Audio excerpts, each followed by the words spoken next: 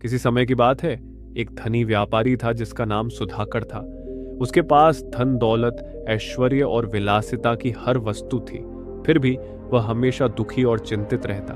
किसी न किसी बात की कमी उसे हर समय बेचैन कर देती थी। एक दिन वह अपने मित्रों से कहने लगा, मेरे पास सब कुछ है, फिर भी मेरे जीवन में सच्ची खुशी नहीं है। आखिरकार मैं इतना दुखी क्यों हूं?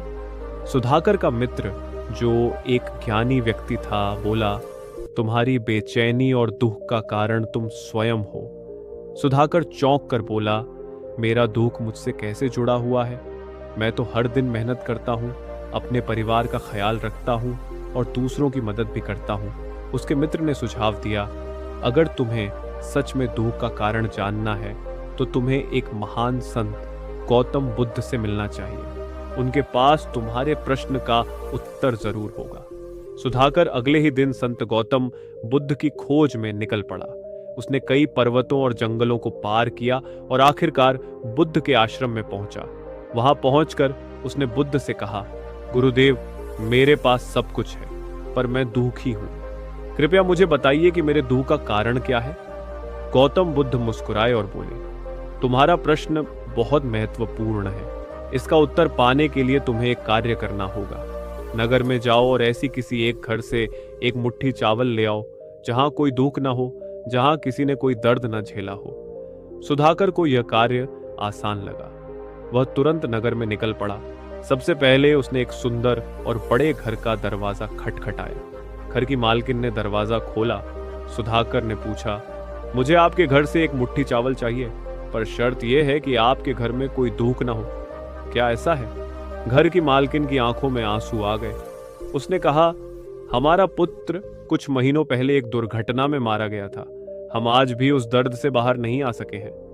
निराश होकर सुधाकर ने उनसे माफी मांगी और दूसरे घर की ओर बढ़ गया। सुधाकर ने ऐसा कई घरों में किया, लेकिन हर घर में किसी न किसी दुख की कहानी थी। किसी के परिवार का सदस्य बीमार था, किसी के बच्चे दूर थे, तो किसी के पास भोजन की कमी थी। हर घर में दुख का कोई न कोई कारण था। सारी रात नगर में घूमने के बाद सुधाकर थक हार कर बुद्ध के पास लौट आया और बोला, गुरुदेव, मैं समझ गया हूं, इस दुनिया में ऐसा कोई घर नहीं है जहां दुख ना हो। सभी ने किसी न किसी रूप में दुख का सामना किया है, तो फिर मैं अलग कैसे हो सकता हूं? गौतम बुद्ध मुस्कुराए और बोले, सही कहा तुमने, दुख जीवन का एक अभिन्न हिस्सा है। लेकिन याद रखो, दुख का मूल हमारे आसक्ति, अटैचमेंट और इच्छाओं में है। जब हम किसी चीज से बहुत अधिक आसक्त हो जाते हैं, जब हमारी इच्छाएं बढ़ जाती हैं, तभी हमें दुख होता है। जितना अधिक हम अपनी इच्छाओं को बढ़ाते हैं, उतना ही अधिक हम दुख की ओर खींचते चले जाते हैं। बुद्ध आगे बोले, जैसे तुमने देखा, इस संसार में हर व्यक्ति किसी न किसी रूप में दुखी है। हम स्वयं ही अपनी इच्छाओं और आसक्तियों के कारण दुखी होते हैं। यदि तुम दुख से मुक्ति पाना चाहते हो, तो तुम्हें अपनी इच्छाओं पर नियंत्रण रखना सीखना होगा। सच्चा सुख तो तृष्णा, डिजायर का त्याग करने में है। सुधाकर को अब अपने दुख का कारण समझ में आ गया था। उसने ठान लिया कि वह अब अपनी इच्छाओं को सीमित करेगा और उन चीजों पर ध्यान नहीं देगा जो उसके वश में नहीं है।